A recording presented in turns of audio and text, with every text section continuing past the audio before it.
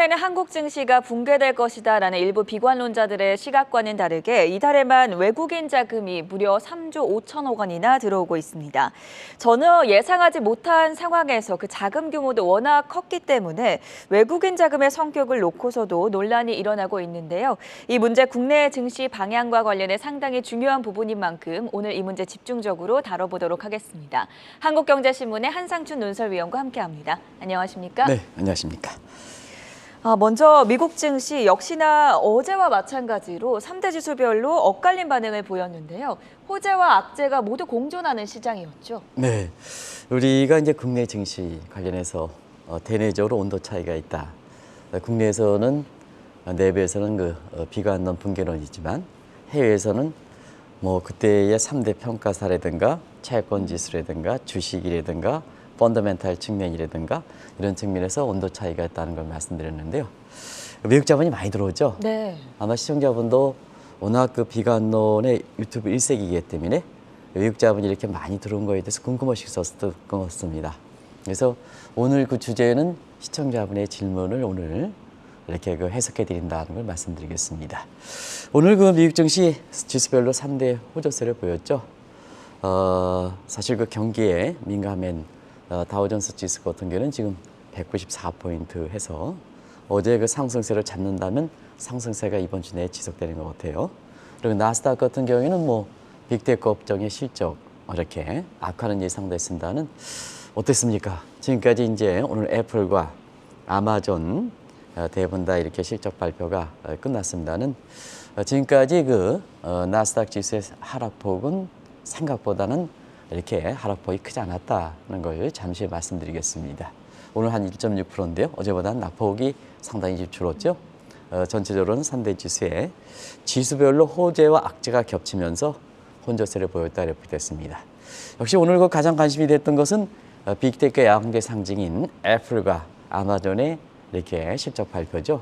아마존은 이미 뭐 한물 같다 하는 표현을 들고 있기 때문에 아마존 같은 경우에는 실적 악화가 나오는 것은 기정사실화 됐습니다는 애플이 문제였죠. 그래서 빅테크의 가장 큰 애플은 아마 우리가 속보치가 나오는 대로 우리 캐서분께서 이렇게 정리해 주실 거로 생각합니다.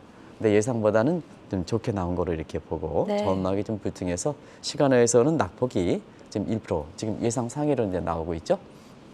그래서 시간외에서는 낙폭이 원래는 실적 발표하면 애플 주가가 시간외에서 한 5% 이상 빠지지 않겠느냐 이렇게 예상들 받습니다는 지금은 1%대에서 하락폭에서 그치고 있다 해서 상당히 선전하는 모습이다 이렇게 보여졌습니다. 오늘 그 실적과 함께 미국 증시가 전체적으로 보면 어제에 비해서 이렇게 괜찮았던 것은 다우의 상승폭이 2%에서 190포인트 이상, 나스닥의 하락폭은 2%에 1%로 낙폭이 줄인 데에는 역시 이 요인도 많이 작용한 것이 아닌가 생각합니다.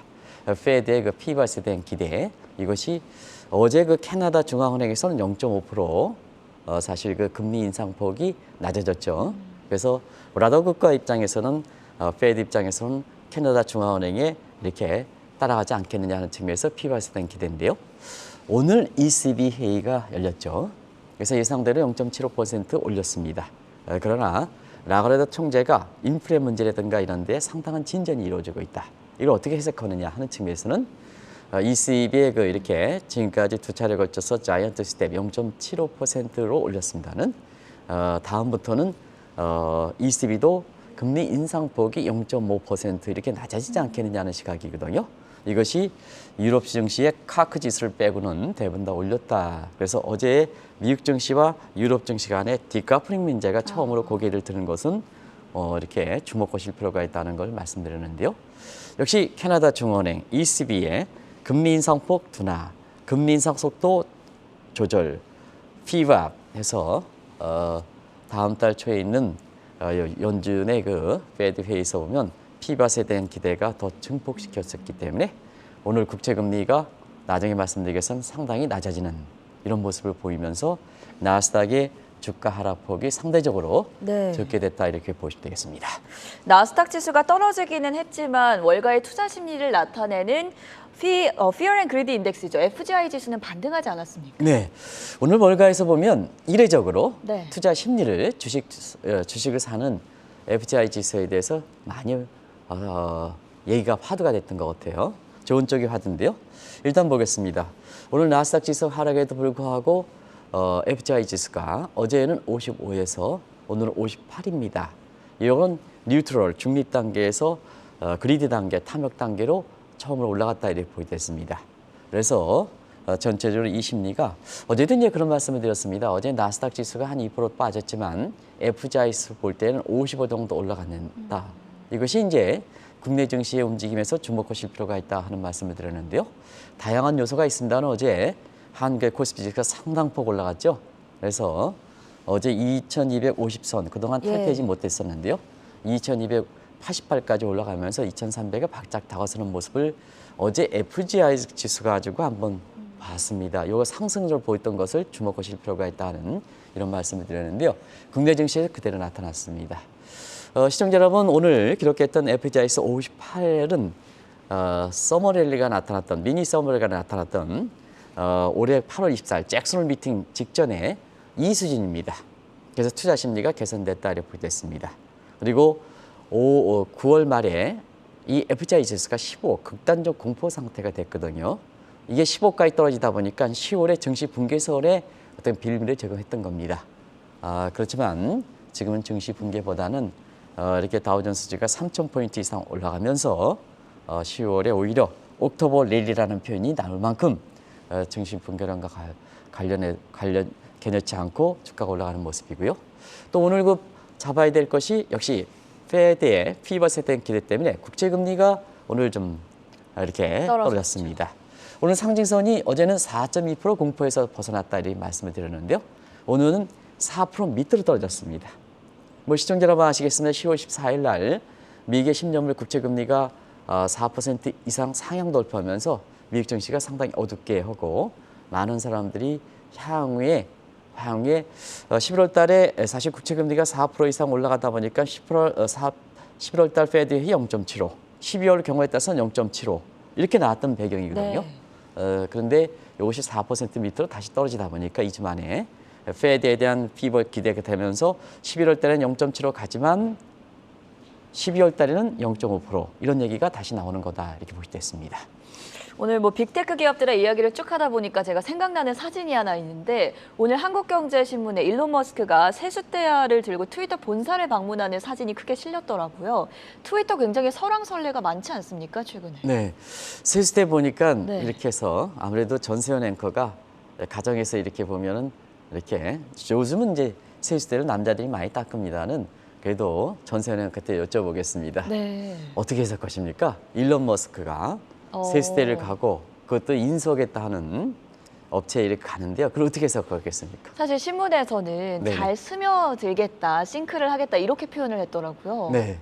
어떻게 보세요? 사실 그 월가에서 그런 것이 화두가 돼가지고요. 네. 일단 행위는 잘못됐다. 어. 특히 인수하는 업체에서 사실 근로자들이 어쨌거나 트위터를 이렇게 일론 머스크가 인수한다 이렇게 본다면 굉장히 감정이 그동안 설왕설래가 감정이 격화된 상태거든요. 예. 그런 상태에서 사회적 책임을 갖고 있는 일론 머스크 같은 세계적 기업의 회장이 세숫대를 갖고 들어간다 하는 것은 일단 행위는 잘못됐다.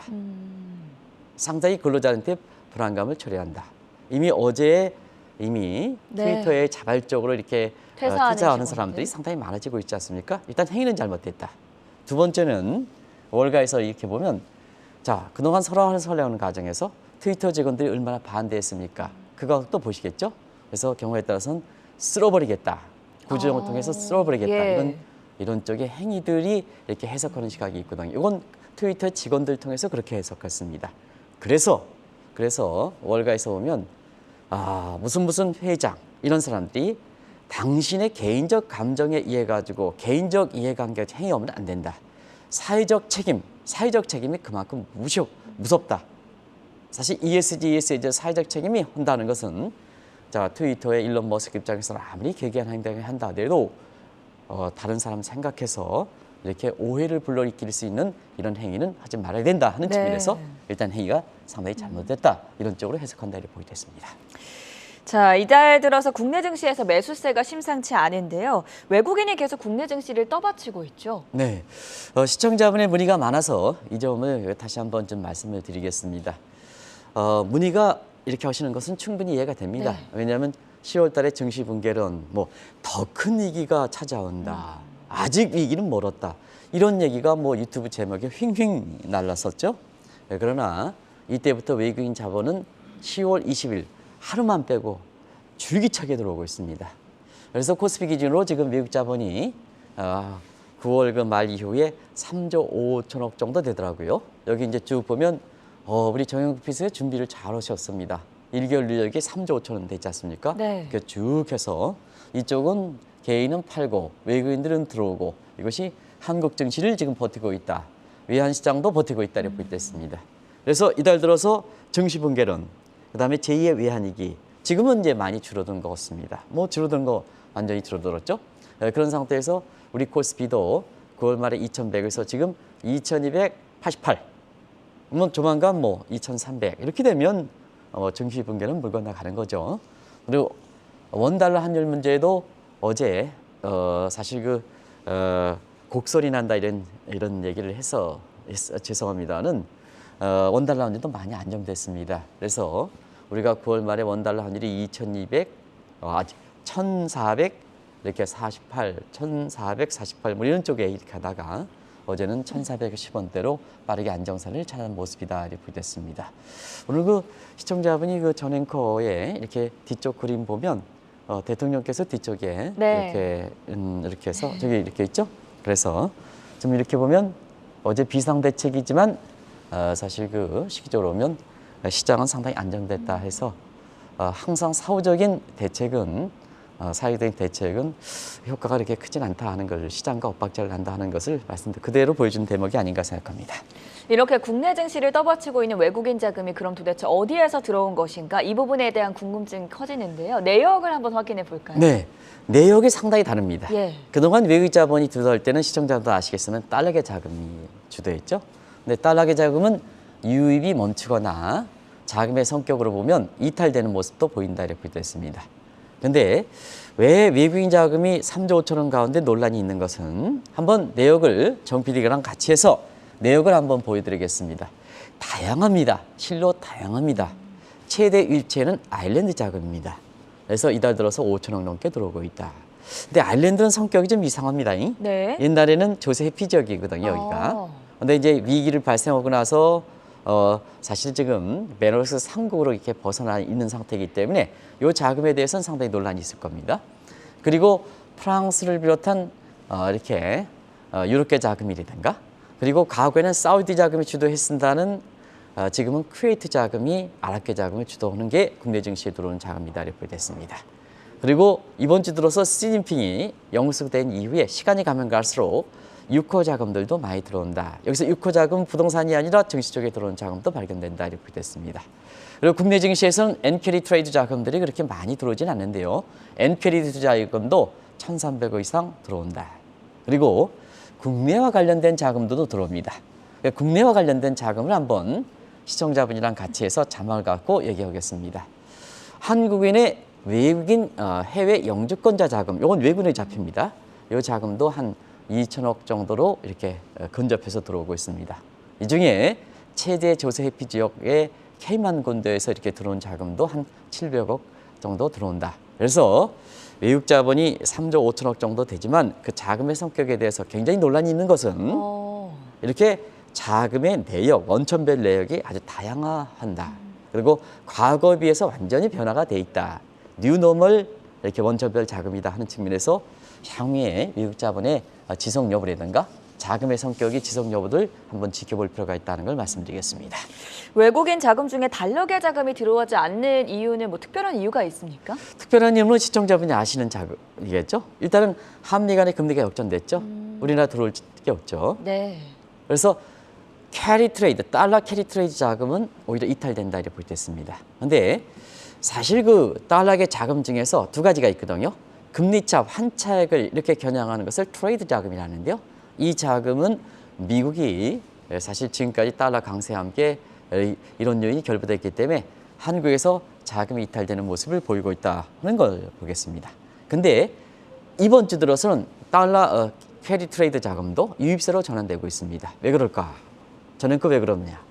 환율이 1,448에 정점을 찍었다 생각하기 때문에 네. 우리나라에서 이것이 1,600원, 2,000원 간다 이렇게 하면 외국 자본이 달러 캐리 트레이드면 이탈되겠죠. 그러나 정점되고 내려가니까 한국에 자금 들어오는 게 환차익이 생기는 겁니다. 환차익이. 예. 예를 들어서 1,440원 때 외국인이 들어왔다면 지금 1,410원이니까 외국 자본 입장에서는 30원 정도의 환차익이 생기는 거거든요.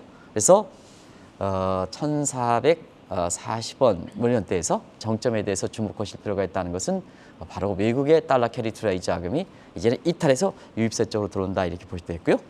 또 미국계 자금 중에서 펀더멘탈을 중시하는 자금들이 있습니다. 이 자금들은 한국의 성장률이든가 이런 쪽에 견데요. 이 부분에서는 계속해서 자금이 유입되고 있다 이렇게 볼 수 있습니다. 그래서 이렇게 달러 캐리 자금이 이렇게 이탈되는 모습 이런 거 가지고 한국의 외환위기 이런 쪽에 얘기를 하는데요. 오히려 우리 내부에서 붕괴론, 비관론 이것이 더 문제가 된다 하는 것이 다시 한번 지적드리겠습니다.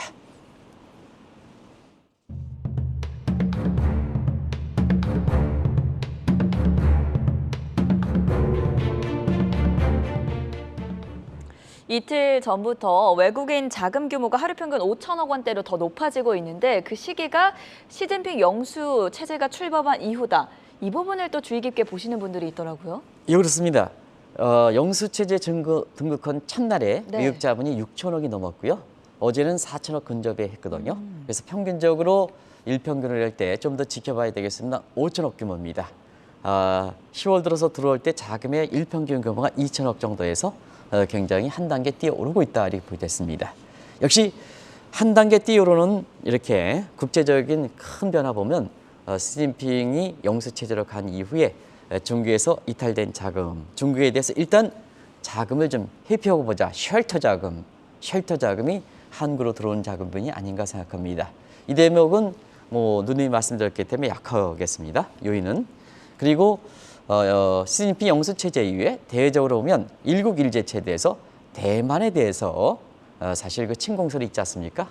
대면하면 TSMC 같은 반도체입니다. 저거 침공한다. 네. 그러면 대만 증시가 지금 계속해서 중화경제권과서 떨어지는 상황이거든요. 근데 반도체 같은 이게 주거되어 있습니다.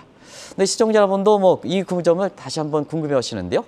왜 삼성전자라든가 특히 SK 하이닉스 같은 3분기 실적이 반토막되는 쇼크인데도 불구하고 왜 주가가 올라갔을까 하는 측면에서는 대만 침공에서 대만의 반도체 기업이 쉘터로서 한국에 자금이 들어오는 과정에서 결국 삼성전자라든가 그다음에 사실 SK 하이닉스의 주가가 올라간다 이렇게 볼 수 있습니다. 어떤 쪽 사람은 이제 삼성전자 이재용 부회장께서 회장이 된 이게 이제 화답이다.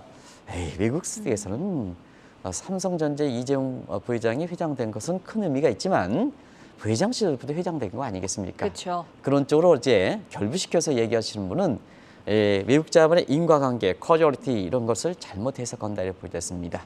그래서 대만과 한국이 반도체인데요. 대만의 침공, 거기서 이탈된 자금이 다른 데 행방을 찾기 전에 쉘터, 일시적인 도피처 자금이 필요한데요.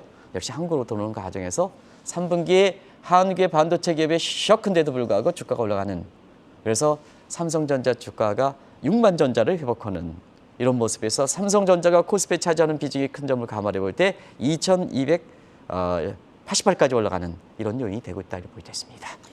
국내 증시에 유입되는 자금 중에 또 엔저를 틈타서 들어오는 자금도 꽤 많지 않습니까? 네, 사실은 국내 증시에서 엔캐리 트레이드 자금이 들어오는 것은 그렇게 많은 일이 아닙니다. 드문 네. 일입니다. 근데 최근에 일본이 엔화가 이렇게 추락된다는 것은 잘 아실 거로 보고요. 거기서 실망한 자금들이 엔캐리 트레이드 어디로 가느냐 하면 전통적인 투자 지역인 호주라든가 뉴질랜드 가고요.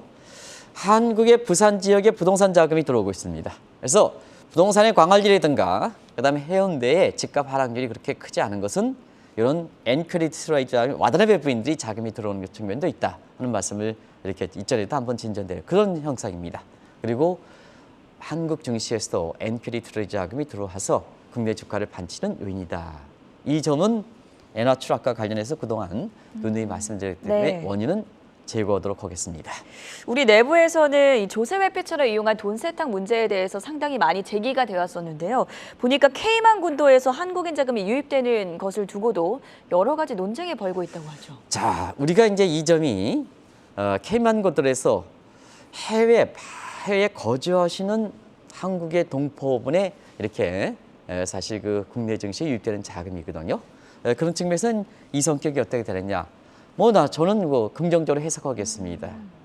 긍정적으로 해야겠습니다. 예. 최근에 세계에서 이렇게 보면 애국심이 강해지는 상태에서 기업도 그렇고 사람도 그렇고 자금도 그렇고 이렇게 해서 본국으로 반려되는 리쇼어링 모습이 되는 측면에 긍정적으로 해석하겠습니다. 다른 의미를 부여하지는 않겠습니다.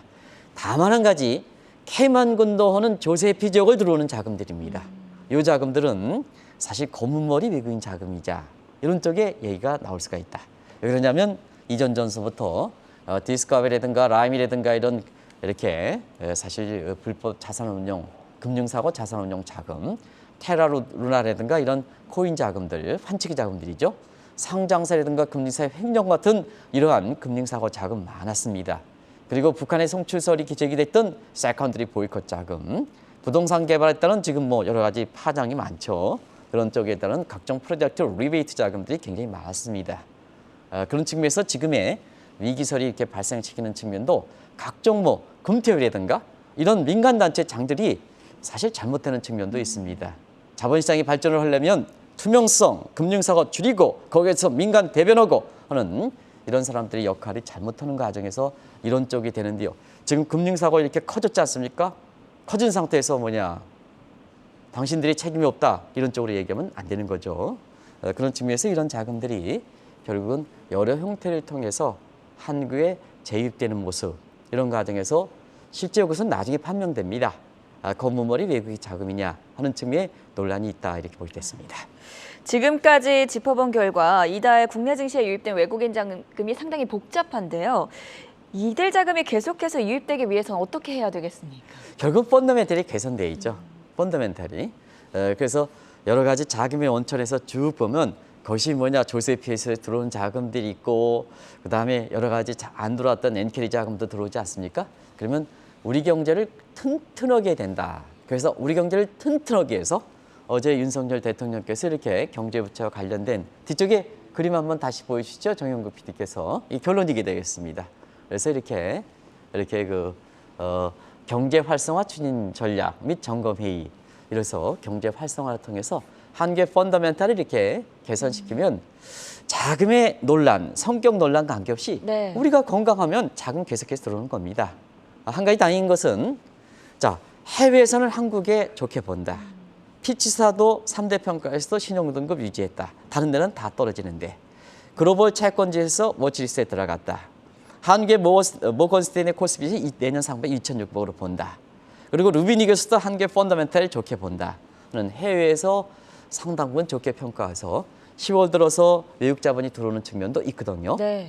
근데 우리 내부에서 이 유튜브에 돌아다니면서 증시 붕괴를 아직도 떠드는 이런 쪽의 사람들만 이렇게 이 대책에선 좀 대통령께서 그런 걸 좀 근절시키겠다 이렇게 좀 얘기했으면 좋겠습니다. 그게 빠졌습니다. 예. 아쉬운 대목입니다. 그래서 이런 우리 경제에 그렇게 해서 일괄하는데 또 활성화 추진 대책을 하다 보니까 우리 내부의 증시 붕괴론 이런 거 좀 개선시키고 내부에서 우리 국민이 우리 경제에 대한 자긍심이 있어야 되지 않습니까? 어떻게 해외에서 우리 경제를 더 좋게 봅니까?